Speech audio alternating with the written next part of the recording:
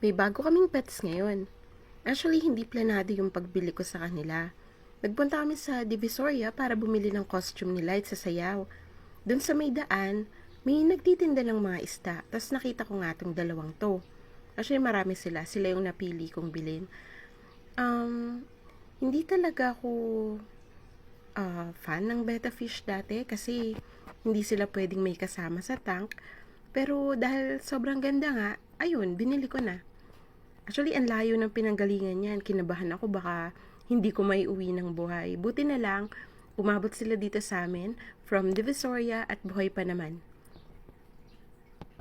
Chinek ko talaga pag uwi kung gumagalaw pa kasi ang layo ng biyahe. Buti na lang, okay pa sila. So, lagay na natin sila sa tank. A-acclimate muna natin sila sa tubig. Ito yung isa.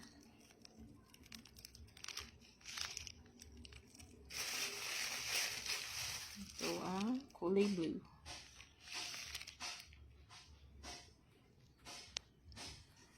Diyan muna kayo. A-acclimate muna natin sila. Binigyan ako ng aquarium ni Nico. Dalawang maliit. Ayan. Asan yung blue? Ayun. Hello. Sana mabuhay. Kanina pa sila nandyan eh. May new pets. Flare natin.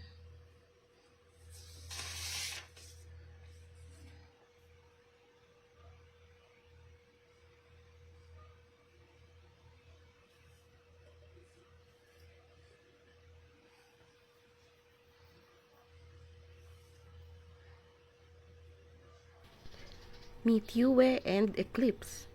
Half moon beta daw kasi tong mga to. Pero parang rose tail sila oh. Hindi ko sure eh. O basta, yan si Yue and Eclipse. New pets ng pamilya ko.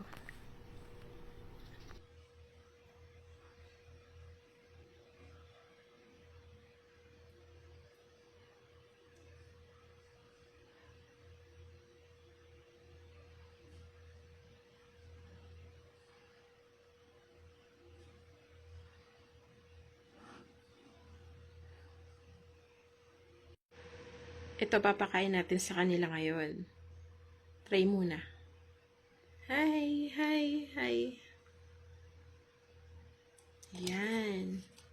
Isang black at isang blue. Ganda.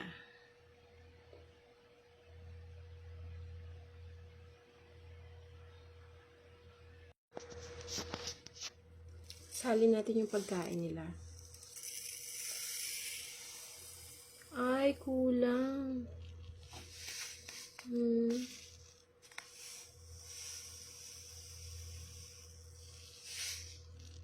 Pwede na.